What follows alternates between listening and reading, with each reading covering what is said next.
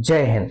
अब तक हमने स्टडी की क्या, मोशन। और मोशन में क्या पढ़ा? Speed, velocity, acceleration, distance and displacement. तो ये सभी फिजिकल क्वांटिटीज को हमने स्टडी किया। पर अगर आपसे मैं एक सवाल पूछता हूं कि क्या आप बता सकते हैं कि ऐसी कौन सी फिजिकल क्वांटिटी है जो कि किसी भी का ऐसी कौन सी फिजिकल क्वांटिटी है जो कि वेलोसिटी जनरेट करने का काम करती है किसी भी ऑब्जेक्ट में, जो कि एक्सेलरेशन जनरेट करने का काम करती है, जो कि क्या स्पीड जनरेट करने का काम करती है, जो किसी भी ऑब्जेक्ट को मोशन में लेके आती है। क्या आपने ऐसी फिजिकल क्वांटिटी के बारे में सोचा है?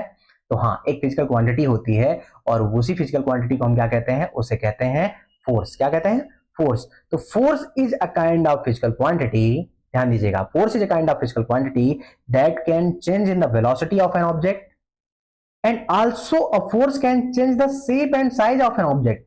एज एग्जांपल की बात करें, ये बॉल जो आपको दिखाई दे रही है, ये बॉल ध्यान से देखिएगा, अभी ये स्पेयर की तरह है। जैसे हमने इसको दबा दिया तो इसके शेप में बदलाव आ गया। ये शेप में बदलाव किसने लाया? ये फोर्स लेके आया। तो force is a kind of object that can change in the shape of any object. Force is a kind of physical quantity that can change the shape and size of objects. As example एक बात करते हैं gravitational force की। ये gravitational force ही है जिसके कारण आप धरती पे स्टे रह पाते हो या स्टेशनरी फॉर्मेट में रह पाते हो, है ना? क्योंकि अगर धरती या अर्थ आपको अट्रैक्ट नहीं करती तो आप कभी भी इससे टच या अटैच्ड नहीं होते और आप स्पेस में उड़ जाते हैं।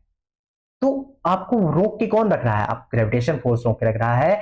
तो यही चीज है फोर्स। ये समझने की बात है, ध्यान दीजिएगा। यहां हम फोर्स की डेफिनेशन पढ़ रहे हैं कि force is a kind of physical quantity which can change the velocity of an object, which can change the acceleration of any object, which can create the acceleration of any object and force can change the shape and size of any object. समझ पा रहे हैं ना आप?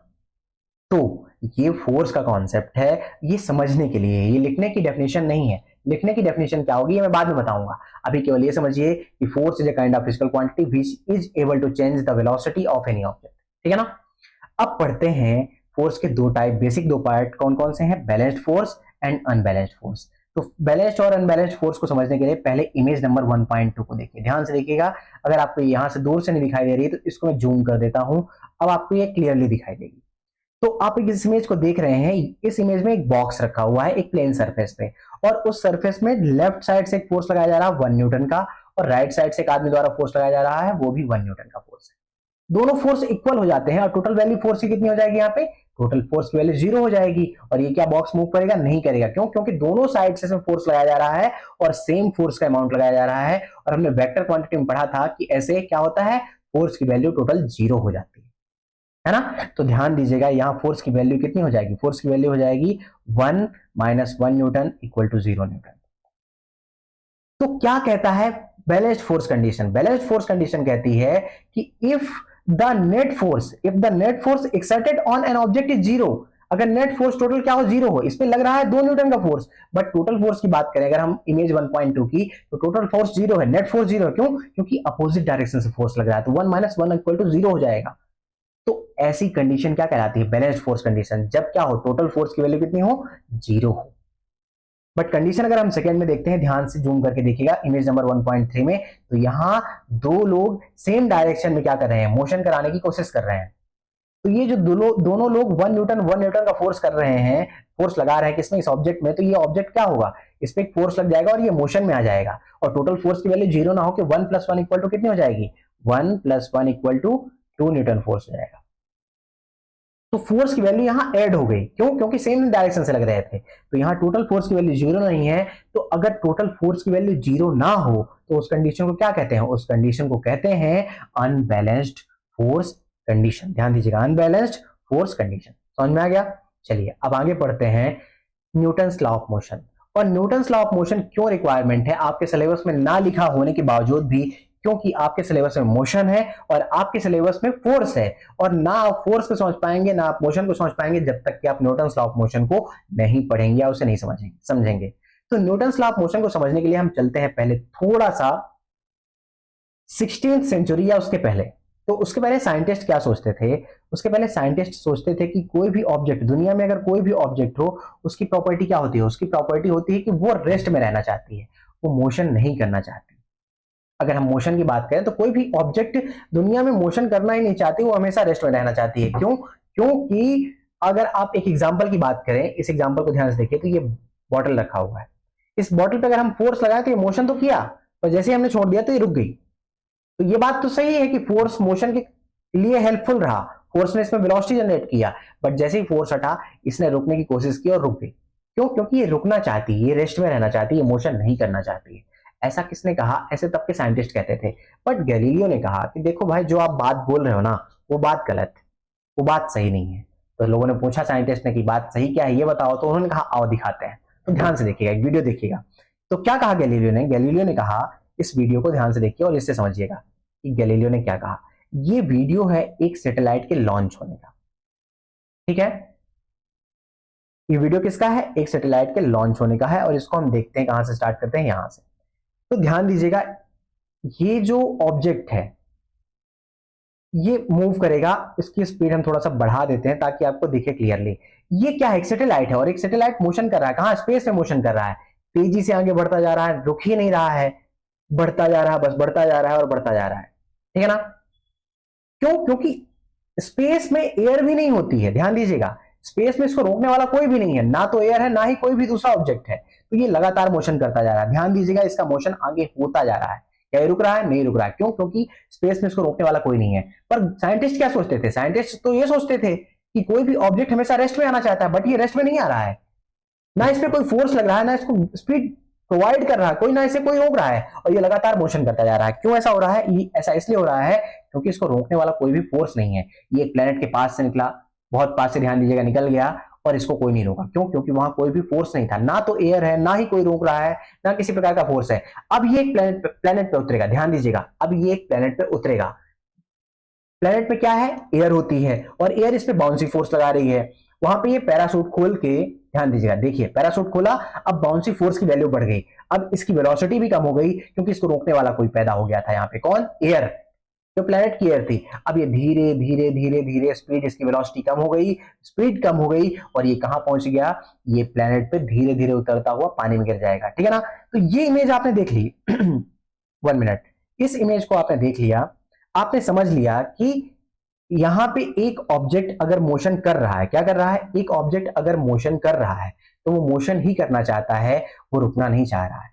क्यों? जब तक कि उस पर कोई बाहरी फोर्स ना लगाए। और यही बात गैलीलियो ने कही। गैलीलियो ने समझाया कि देखिए, आप कह तो रहे हैं कि कोई भी ऑब्जेक्ट रेस्ट में है तो रेस्ट में रहना चाहती है, और मोशन में है तो भी रेस्ट में रहना चाहती है। ये तो तब के साइंटिस्ट कह रहे थे। गैलीलियो ने कहा आपकी पहली बात तो सही है कि कोई ऑब्जेक्ट रेस्ट में है तो रेस्ट में रहना चाहती है, बट अगर कोई ऑब्जेक्ट मोशन में है तो मोशन करना चाहती है, वो रुकना नहीं चाहती है, वो लगातार मोशन करना चाहती है, और वो रेजिस्ट करेगी, वो रेजिस्ट करेगी, वो जब तक कि आप कोई दूसरा फोर्स नहीं लगाएंगे तब तक वो मोशन पे कंट्रोल होगा ही नहीं। तो साइंटिस्ट ने कहा फिर ये बॉटल अगर सरक रही है, या बॉटल पे जब हमने फोर्स लगाया तो ये मोशन कर रही थी, फिर ये रुक क्यों गई?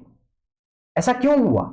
एज एग्जाम्पल फिर बात करते हैं, इस बॉटल को अगर हमने छोड़ा एक फोर्स लगा के, तो ये फिर रुकना क्यों चाह रही थी? ये साइंटिस्ट ने पूछा, तो उन्होंने कहा कि देखिए, इसके जो बॉटम्स पे है, बॉटम पे फ्रिक्शनल फोर्स लग रहा है, और फ्रिक्शनल फोर्स या फ्रिक्शन फोर्स जो होता है वो रोकने का काम करता है, और फ्रिक्शन फोर्स हम पढ़ेंगे क्योंकि आपके सिलेबस में भी यह टॉपिक है, ठीक है ना? तो गैलीलियो ने समझाया कि इसमें फ्रिक्शन लग रहा है इसलिए रुक गया, और चूंकि स्पेस में जो सैटेलाइट था वो नहीं रुका। क्यों नहीं रुका? क्योंकि इस पर कोई भी फोर्स नहीं लग रहा था, फ्रिक्शन तो लग ही नहीं रहा था, क्योंकि ना एयर है ना कुछ है, वहां कुछ है ही नहीं स्पेस में। तो वो लगातार मोशन करता रहा, और जब वो प्लेनेट पे पहुंच गया तो वहां पे एयर मिली, और एयर मिली तो एयर ने क्या किया? एयर ने उस पर बाउंसी फोर्स लगाया, उस पर फ्रिक्शनल फोर्स लगाया, और उसको रोकने का काम किया, और धीरे धीरे पैराशूट खुल गया, और पैराशूट ने उसकी स्पीड को और धीमा कर दिया। क्यों? क्योंकि एयर का बाउंसी फोर्स, एयर जो अपोजिट डायरेक्शन में फोर्स लगा रही थी उसे बाउंसी फोर्स कहते हैं, तो एयर का बाउंसी फोर्स उसको धीमा किया, रोकने की कोशिश की, और उसको उसकी वेलोसिटी को कम कर दिया, और धीरे धीरे वो ऑब्जेक्ट आसानी से प्लेनेट पे उतर गई। ये बात कही गैलीलियो ने, और गैलीलियो की इसी बात को न्यूटन ने अपनी फर्स्ट लॉ ऑफ मोशन में समझाया। और उन्होंने क्या कहा? ध्यान दीजिएगा, न्यूटन ने कहा कि in the absence of external forces an object at rest remain at rest, an object at rest remains at rest. क्यों ऐसा कहा? उन्होंने कहा कि अगर कोई ऑब्जेक्ट रेस्ट में है वो हमेशा रेस्ट में रहेगी, जब तक कि आप कोई एक्स्ट्रा फोर्स ना लगाएं। यहाँ पे क्या लिखा गया है? कोई भी एक्सटर्नल फोर्स ना हो, और स्पेस पे आपने देखा था कि सैटेलाइट में कोई भी एक्सटर्नल फोर्स नहीं था। दैट मीन्स कि अगर कोई एक्सटर्नल फोर्स ना लगे तो कोई भी ऑब्जेक्ट अगर रेस्ट में है तो रेस्ट में रहेगी, और अगर मोशन में है, and an object in motion continue in motion with constant velocity. अगर आप देखें तो वो जो सैटेलाइट मोशन कर रहा था वो एक कांस्टेंट वेलोसिटी से मोशन कर रहा था, उसके मोशन में कहीं पे भी कंट्रोल या कमी नहीं आ रही। ये चीज किसने कही? ये चीज कही न्यूटन ने अपनी फर्स्ट लॉ ऑफ मोशन में। समझ में आ गया? अब फर्स्ट लॉ ऑफ मोशन से एक दूसरे कॉन्सेप्ट को समझते हैं, क्या? इनर्शिया। इनर्शिया क्या होता है? Inertia of the object. क्या होता है इनर्शिया? आपको ये समझ में आ गया फर्स्ट लॉ ऑफ मोशन से कि ये हर ऑब्जेक्ट की टेंडेंसी है कि अगर वो रेस्ट में है तो रेस्ट में रहेगी, और अगर वो वेलोसिटी में है, मोशन में है, तो मोशन में रहेगी, जब तक कि कोई एक्सटर्नल फोर्स लगा के उसको रोके नहीं। तो आपने ये पढ़ा कि ये हर एक ऑब्जेक्ट की टेंडेंसी है, यही हर एक ऑब्जेक्ट का नेचर है। इसी टेंडेंसी को या इसी नेचर को क्या कहते हैं? इसे कहते हैं इनर्शिया ऑफ द ऑब्जेक्ट। और इसको मेजर कैसे करते हैं? इसको मेजर करते हैं, अगर मास की जो वैल्यू होती है, किसी भी ऑब्जेक्ट की मास की जो वैल्यू होती है, उसका इनर्शिया उसी वैल्यू से काउंट होता है। जैसे कि अगर बात करें कि अगर इस बॉटल का वेट, ये बॉटल आपको दिख रहा है, इस बॉटल का वेट अगर 1 केजी है, और अगर इस बॉल की बात करें, इसका अगर वेट 50 ग्राम है, बॉटल का वेट कितना? 1 केजी। अगर हम बात करते हैं इस बॉल की, तो इसका वेट कितना? 50 ग्राम। तो किसका इनर्शिया ज्यादा होगा? जिसका वेट ज्यादा होगा, क्योंकि इसका वेट 50, इसका वेट 1 केजी था और बॉल का वेट कितना? 50 ग्राम था, तो 1 केजी ज्यादा बड़ा है। दैट मीन्स कि inertia of the bottle is more than the क्या? Inertia of the ball. ठीक है ना? तो समझ में आ गया ना इनर्शिया को कैसे मेजर करते हैं? इसको मेजर करते हैं the mass of the body. जो बॉडी का मास होता है, उस मास की वैल्यू को ही हम क्या कहते हैं? इनर्शिया कहते हैं, या इनर्शिया को मास से मेजर करते हैं। अब समझते हैं कुछ बेसिक चीजों को। Some examples of first law of motion. इस एग्जांपल को समझने के लिए आप इस इमेज को ध्यान से देखिए। जब आप क्या चला रहे होते हैं? जब आप कार चला रहे होते हैं, या आप कार में बैठे होते हैं, या बस में बैठे रहते हैं, जब तेजी से ब्रेक लगा तो आप आगे की ओर झुक जाते हैं, और अगर तेजी से एक्सेलरेट हुआ तो आप पीछे की ओर चले जाते हैं। ऐसा क्यों होता है? ऐसा इसलिए होता है क्योंकि आपकी जो बॉडी कार या बस के साथ अटैच्ड है, वो तो अटैच्ड रहेगी, मतलब अगर कार रोक दिया तो वो भी रुक जाएगी, बट आपका अपवर्ड डायरेक्शन वाला पार्ट जो कार से अटैच्ड नहीं है, वो नहीं रुकना चाहता है। क्यों? क्योंकि वो मोशन में है। और यही तो न्यूटन ने कहा कि अगर कोई ऑब्जेक्ट मोशन में है तो मोशन में रहेगी, और अगर कोई ऑब्जेक्ट क्या है? स्टे है या रेस्ट में है, तो रेस्ट में रहेगी। तो यही कारण है कि आप आगे की ओर झुक जाते हैं, जैसा कि इस इमेज में ये आदमी आगे की ओर झुक गया है।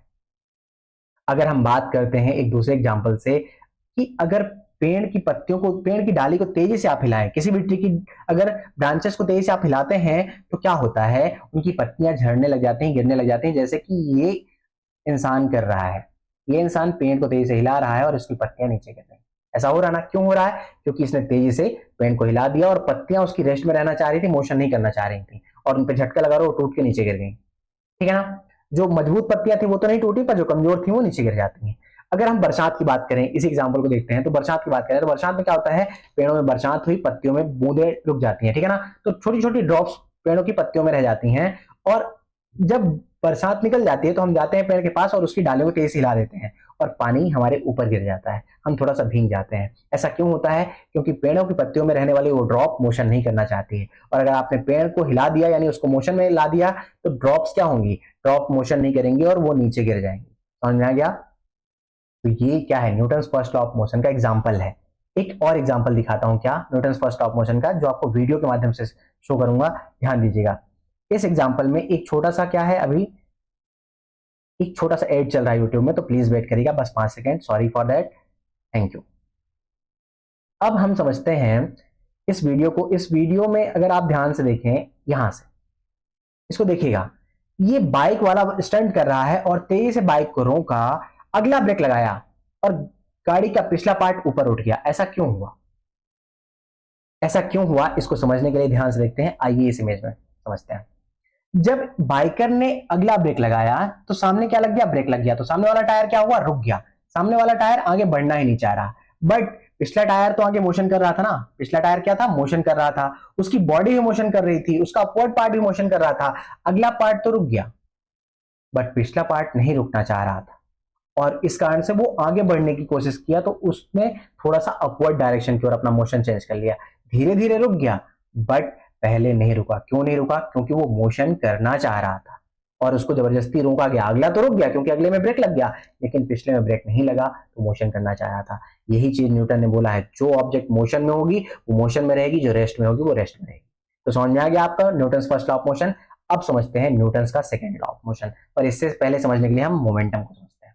मोमेंटम एक फिजिकल क्वांटिटी है। क्या है? एक फिजिकल क्वांटिटी है। मोमेंटम को समझने के लिए एक एग्जांपल जो इमेज में दिख रहा है, उस एग्जांपल को देखिए। तो एग्जांपल क्या कहता है? एक बात आप समझिए कि इस इमेज को थोड़ा सा पास मिला देते हैं। अब क्लियर दिख रहा है? जूम हो गया, क्लियर दिख रहा है? चलिए ठीक है। मान लीजिए कि ये ट्रक जो है एक वेलोसिटी से क्या है चल रहा है, किस वेलोसिटी से?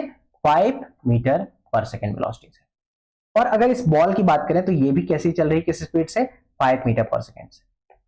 और सेम बच्चा है, ये बच्चा भी वही बच्चा है जो यहां पे ट्रक के सामने खड़ा है। तो एक बात बताइए कि बच्चे के लिए ट्रक को रोकना इजी होगा कि बॉल को रोकना इजी होगा?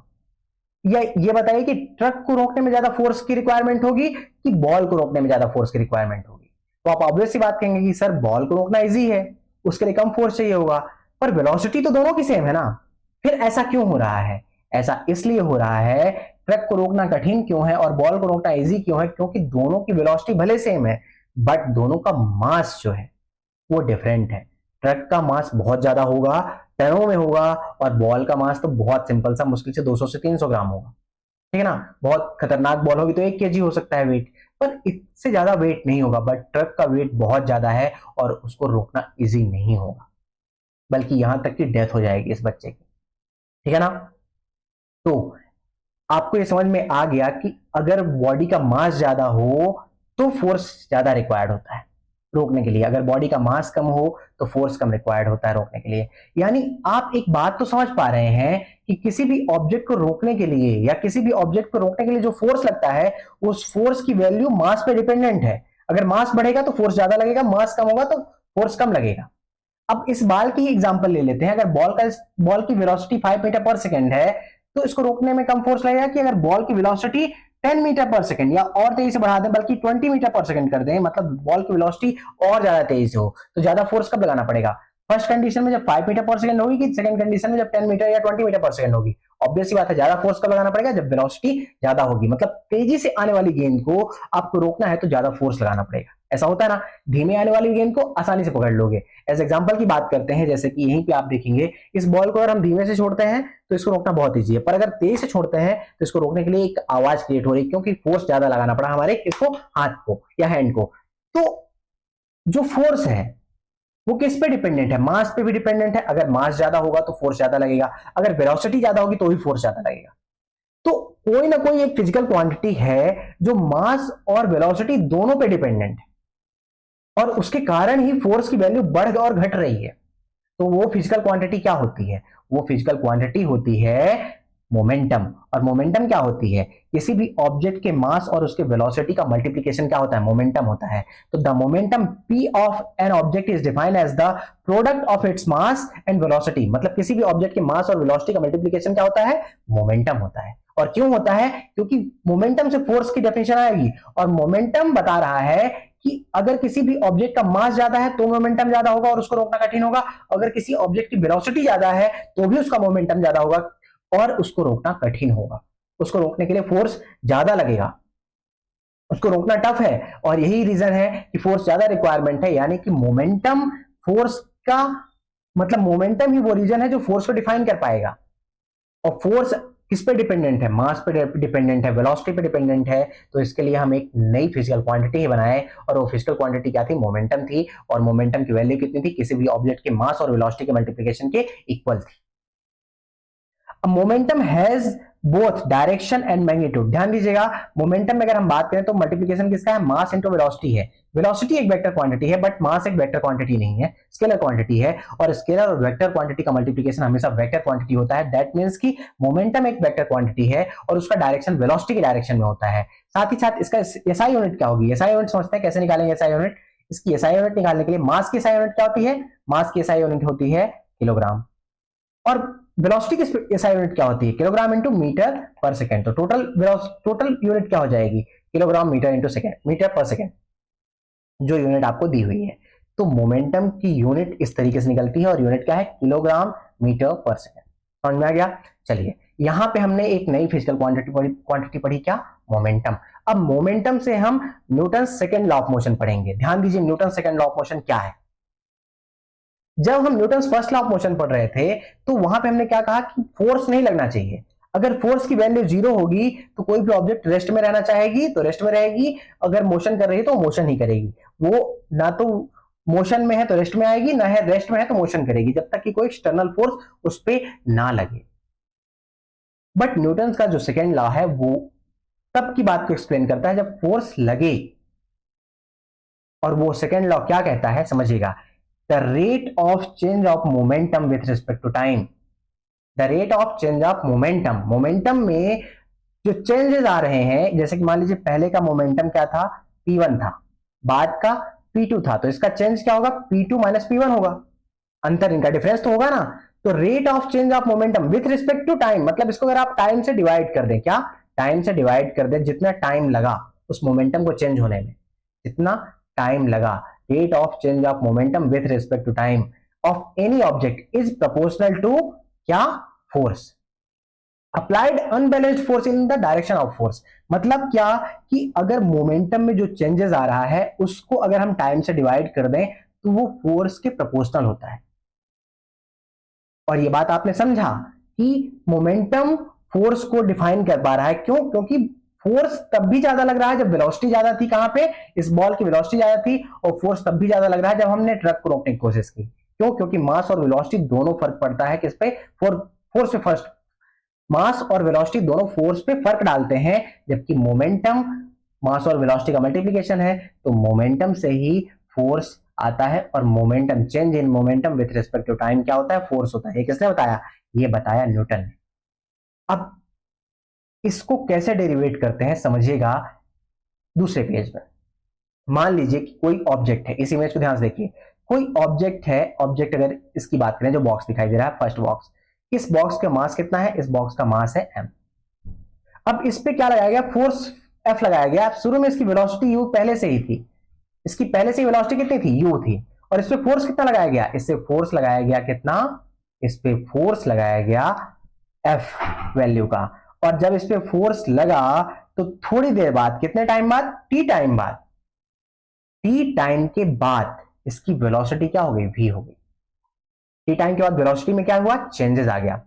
टी टाइम के बाद वेलोसिटी इसकी v हो गई।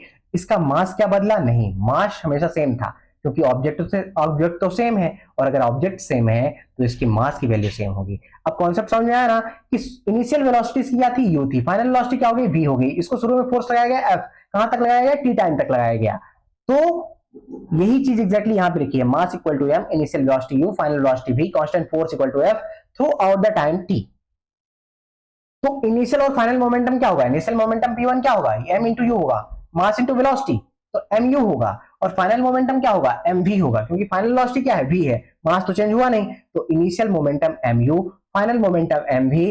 तो द चेंज इन मोमेंटम क्या होगा, मोमेंटम में डिफरेंस क्या क्रिएट हुआ, P2 माइनस P1, जो मैंने इमेज में कहा था P2 माइनस P1, यहां पे कहा था ना, exactly same change in momentum P2 minus P1 होगा, यानी कि mv माइनस mu होगा। P2 कितना है, mv, P1 कितना है, mu, तो ये वैल्यू एग्जैक्टली हमने पुट कर दी कहां पे, mv माइनस mu, तो हमारी वैल्यू क्या आ गई, m into v minus u, क्योंकि हमने m कॉमन ले लिया। अब न्यूटन का सेकंड लॉ क्या कहता है, वो कहता है कि the rate of change of momentum, क्या, the rate of change of momentum equal to क्या होता है, इक्वल टू होता है मास इंटू वेलोसिटी अपॉन, क्या, मोमेंटम तो हमारे पास क्या था, नहीं, मोमेंटम में जो चेंज हुआ वो क्या था, m into v minus u, और rate of change of momentum क्या होगा, टाइम से डिवीजन, मैंने कहा था ना विद रिस्पेक्ट टू टाइम, मतलब आप टाइम से डिवाइड करेंगे, जो हमने यहाँ पे टाइम से डिवीजन किया था, एग्जैक्टली हमने यहाँ पे भी टाइम से डिवाइड कर दिया। तो rate of change of momentum क्या हो गया, m into v minus u upon t. अब न्यूटन का सेकेंड लॉ कहा कि यही एग्जैक्टली फोर्स की प्रोपोर्शनल है, जो ये वैल्यू है m into v minus u upon t, ये किसके प्रोपोर्शनल है, ये फोर्स के प्रोपोर्शनल है। और आप ये जानते हैं कि v minus u upon t equal to acceleration होता है, ये हमने एक्सेलरेशन के टॉपिक में पढ़ा था। और चूंकि यहाँ पे एक कांस्टेंट k है और k की वैल्यू 1 आ जाती है, तो फोर्स इक्वल टू के एम ए, और फोर्स इक्वल टू, चूंकि k की वैल्यू अगर 1 रखेंगे तो क्या हो जाएगा, m इंटू यही बस बचेगा, तो फोर्स F इक्वल टू क्या रह जाएगा, mass into acceleration. That means कि force F equal to mass into acceleration होता है। अब यहां से आपको एक वैल्यू मिल गई कि फोर्स का मान कितना है, या फोर्स की वैल्यू कितनी है। फोर्स की वैल्यू होती है हमेशा किसी भी ऑब्जेक्ट के मास और उसके एक्सेलरेशन के मल्टीप्लिकेशन के बराबर। जब हम मोमेंटम की बात कर रहे थे, मोमेंटम यानी पी, वो क्या होता है, मास इंटू वेलोसिटी होती है, मास इंटू वेलोसिटी। अगर फोर्स की बात करें तो क्या होता है, मास इंटू एक्सेलरेशन होता है। ध्यान दीजिएगा, फोर्स की वैल्यू क्या, मास इंटू एक्सेलरेशन। तो न्यूटन के सेकेंड लॉ के फॉर्मूले से एक वैल्यू निकल के आती है क्या, फोर्स की, और यहीं पे फोर्स की डेफिनेशन आती है। फोर्स की डेफिनेशन क्या होती है, किसी भी ऑब्जेक्ट के मास और उसके एक्सेलरेशन का मल्टीप्लिकेशन क्या होता है? फोर्स होता है। तो force is the kind of physical quantity which is equal to the multiplication or the product of mass and acceleration.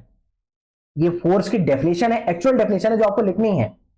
तो फोर्स की तीन डेफिनेशन हो गई। पहली डेफिनेशन क्या, जो हमने पढ़ा था कि जो वेलोसिटी में चेंज करे, जो एक्सेलरेशन में चेंज करे। सेकंड क्या, सेकंड डेफिनेशन होती है जो सेकंड लॉ ऑफ मोशन होता है। एग्जैक्टली यही लॉ आप डायरेक्टली लिख दें तो वो ही फोर्स की क्या होती है, डेफिनेशन होती है। और अगर आप थर्ड डेफिनेशन की बात करें तो फोर्स क्या होता है, मास इंटू एक्सेलरेशन होता है।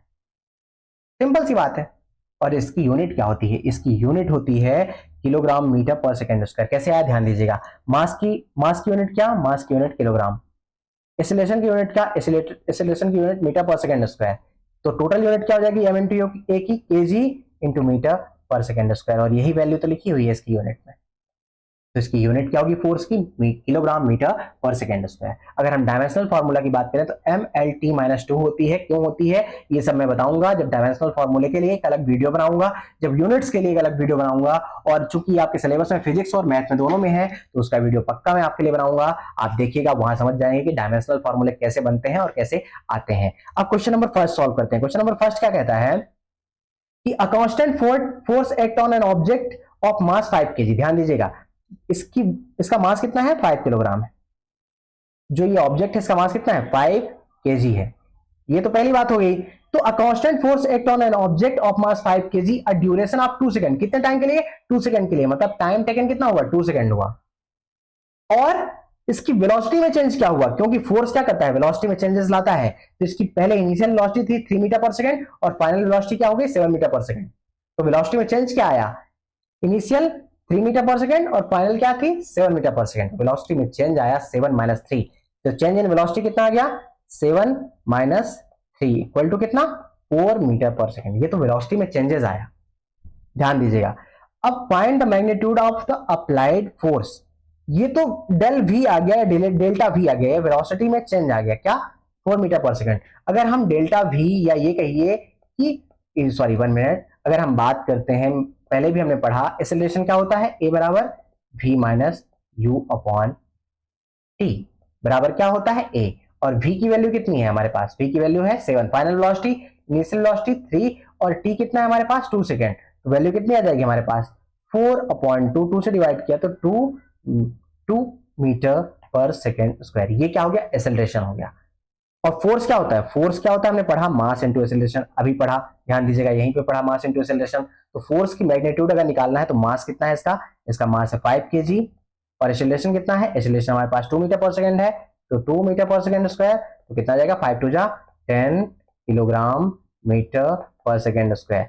ये इसकी यूनिट होगी क्या, फोर्स की यूनिट। और इसी यूनिट को क्या कहते हैं, इसी को कहते हैं न्यूटन। तो आप इसको डायरेक्टली लिख सकते हैं 10 न्यूटन फोर्स। समझ में आ गया। ये एग्जांपल एक एनसीईआरटी का एग्जांपल है और ऐसे क्वेश्चन आ सकते हैं। हालांकि ये जो डिस्क्राइब किया है वो डिस्क्राइब करने का काम मेरा ही था, वो डिस्क्राइब करने का तरीका मेरा था, बट ये एक एनसीईआरटी का एग्जांपल है और आप समझ लीजिए कि इस तरीके से इसको सॉल्व करना है। ये न्यूटन का सेकंड लॉ ऑफ मोशन हुआ, इसका एक न्यूमेरिकल हो गया। तो फोर्स की परिभाषा आपको समझ में आ गई। फोर्स की डेफिनेशन क्या है, मास इंटू एक्सेलरेशन होता है, ठीक है ना। अब बात करते हैं कुछ न्यूटन के थर्ड लॉ के एग्जांपल्स के, रियल लाइफ एग्जांपल में। एक बात बताइए, अगर आप बॉल को तेजी से किक करेंगे तो ज्यादा दूर जाएगी या ज्यादा तेजी से वेलोसिटी उसमें क्रिएट होगी, जनरेट होगी, कि अगर धीमे से किक करेंगे तो ज्यादा वेलोसिटी जनरेट होगी। तो ऑब्वियस सी बात है, अगर आप ज्यादा फोर्स लगा के उसको किक करेंगे तो वेलोसिटी ज्यादा होगी, अगर कम फोर्स लगा के किक करेंगे तो वेलोसिटी कम होगी।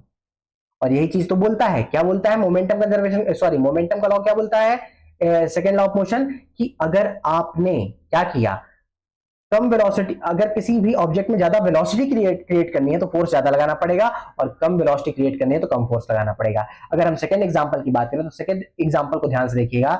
इसमें जो ये ट्रॉली बैग है, ये ट्रॉली है, ये ट्रॉली बैग नहीं सॉरी ट्रॉली है, जो कि हम मॉल में बेसिकली यूज करते हैं।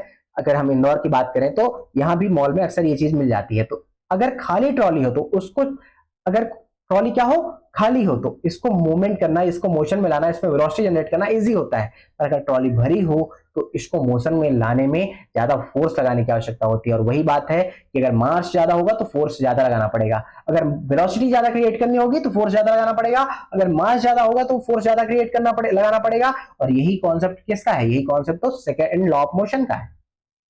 तो ये सेकेंड लॉ ऑफ मोशन के एग्जांपल्स हैं, kicking a ball, pushing a cart, ठीक है ना। अब समझते हैं third law of motion. Third law of motion exactly समझने की बात ऐसी है, एज एग्जांपल की बात करते हैं इसी बॉटल में। अगर इस बॉटल के टॉप पे मैं इसको क्या करता हूं, मारता हूं, थोड़ा सा अगर हल्के से मारता हूं तो मेरे हाथ में भी चोट लगती है। तो जब मैंने फोर्स लगाया किस पे, इस बॉटल पे, इस बॉटल ने भी एग्जैक्टली फोर्स लगाया मेरे ऊपर, क्योंकि अगर मैंने इसको मारा तो इस पे तो चोट लगी और एक आवाज हुई, साउंड जनरेट हुआ, बट मेरे हाथ में भी चोट लगी और मेरे हाथ में भी हल्का सा पेन हुआ, उंगली में हल्का सा पेन हुआ। तो ऐसा क्यों हुआ?